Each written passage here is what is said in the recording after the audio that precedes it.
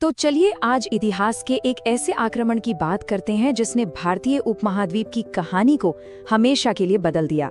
ये है भारत में सिकंदर के आने की कहानी।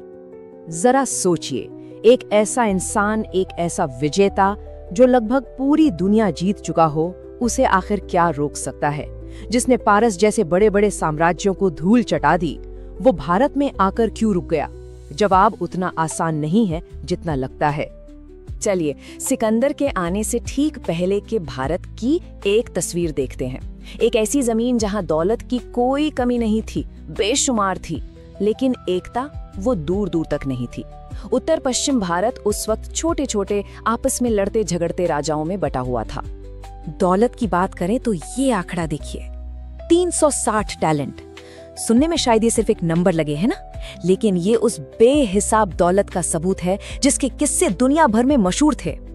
मशहूर इतिहासकार हेरोडोटस ने लिखा है कि भारत का सिर्फ एक प्रांत फारसी साम्राज्य को हर साल इतना सोना टैक्स में देता था। अब भला इतनी दौलत देखकर किस हमलावर का मन नहीं ललचाएगा? तो देखिए, यहाँ मामला थोड़ा पेचीदा था। ऊपर से देखने पर लगता था कि फारस का काफी असर है। उनकी खरोष्टी लिपि चलती थी, उनके जैसे चांदी के सिग्लोई सिक्के चलते थे। लेकिन ये तो सिर्फ ऊपरी परत थी। असली कहानी तो ये थी कि अंदर ही अंदर सब कुछ बिखरा हुआ था। कोई एक बड़ी ताकत थी ही नहीं जो सबको एक साथ ला सके। 32 ये कोई छोटा मोटा आंकड़ा नहीं है। उस समय के पंजाब और सिंध में 28 अलग अलग राजा राज कर रहे थे। सोचिए, हर कोई अपना राजा, अपना मालिक। ऐसे में जब कोई बड़ा खतरा दरवाजे पर दस्तक दे तो मिलकर लड़ना, अरे ये तो लगभग नामुमकिन था। और हाँ, इन छोटे छोटे राज्यों से थोड़ा और पूरब की तरफ चलें तो वहां था एक बहुत बड़ा, एक बहुत ही ताकतवर साम्राज्य, नंद साम्राज्य। उसका राजा था धनानंद, जिसकी दौलत के चर्चे यूनान तक थे। लेकिन वो दूर बैठा था। उसे इन सरहदी इलाकों से कोई खास लेना देना नहीं था। वो बस दूर से तमाशा देख रहा था। और बस इसी बिखरे हुए, बंटे हुए माहौल में एंट्री होती है दुनिया के सबसे बड़े विजेताओं में से एक की। नाम था सिकंदर, मेसिडोनिया के राजा फिलिप द्वितीय का बेटा। कोई आम राजकुमार नहीं, बल्कि एक ऐसा मिलिट्री जीनियस जिसने अभी अभी दुनिया के सबसे बड़े साम्राज्य फारसी साम्राज्य को पूरी तरह से मिट्टी में मिला दिया था। तो साल था 326 ईसा पूर्व, वसंत का मौसम। सिकंदर अपनी थकी हुई लेकिन जीत की आधी सेना के साथ भारत की सरहद पर आ खड़ा हुआ। ये एक ऐसे टकराव की शुरुआत थी जो इतिहास लिखने वाला था। लेकिन ये मत सोचिएगा कि भारत ने बिना लड़े ही हार मान ली। नहीं, यहाँ के लोगों ने ऐसा मुकाबला किया जिसकी कहानियां आज भी हमें हैरान कर देती हैं। पहली कहानी है मस्सग नाम के एक शहर की। जब सिकंदर की सेना से लड़ते लड़ते वहां के सारे पुरुष सैनिक शहीद हो गए तो पता है क्या हुआ? शहर की महिलाओं ने हथियार उठा लिए। जी हाँ, उन्होंने खुद अपने शहर की रक्षा करने की ठानी। ये वाकई में एक बेमिसाल बहादुरी थी। लेकिन इस कहानी का अंत बहुत ही भयानक हुआ। ग्रीक इतिहासकार लिखते हैं कि सिकंदर की सेना ने जरा भी रहम नहीं दिखाया। उन्होंने शहर की एक एक महिला को मार डाला। पर हर मुकाबला ऐसा नहीं था। एक और कहानी है राजा पुरु की, जिन्हें हम पोरस के नाम से जानते हैं।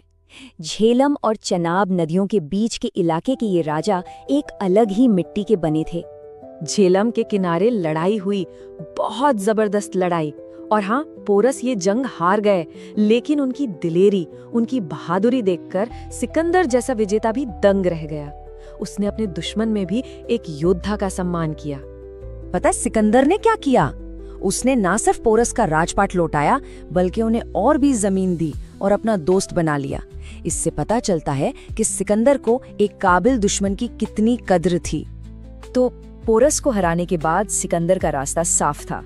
वो आगे बढ़ता गया, जीतता गया, जब तक कि वो एक ऐसी नदी के किनारे नहीं पहुंच गया जो उसकी आखिरी हद साबित हुई।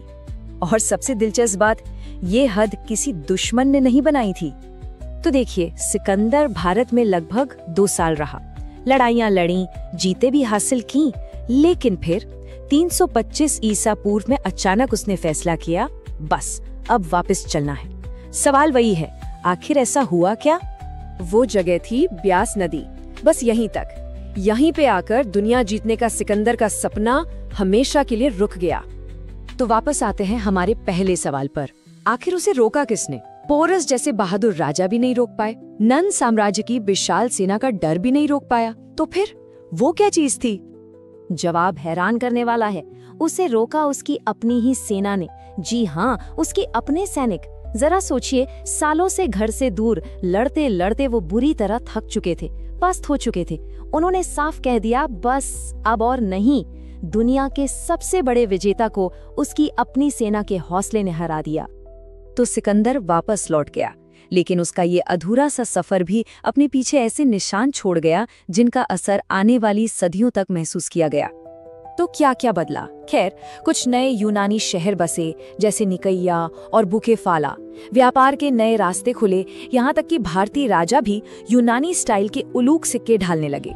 लेकिन सबसे बड़ी चीज जो वो पीछे छोड़ गया वो था एक पावर वैक्यूम, एक खालीपन। और फिर 323 ईसा पूर्व में बेबीलोन में उसकी मौत हो गई। वो कभी वापस नहीं आ पाया। तो सिकंदर के जाने के बाद जो एक खालीपन पैदा हुआ, जो एक शून्य बन गया, उसे भरने के लिए कौन आगे आया? कौन सी नई शक्ति थी जो इस मौके का फायदा उठाकर उभरी? खैर, ये वो सवाल है जिसने भारतीय इतिहास का अगला पन्ना लिखा।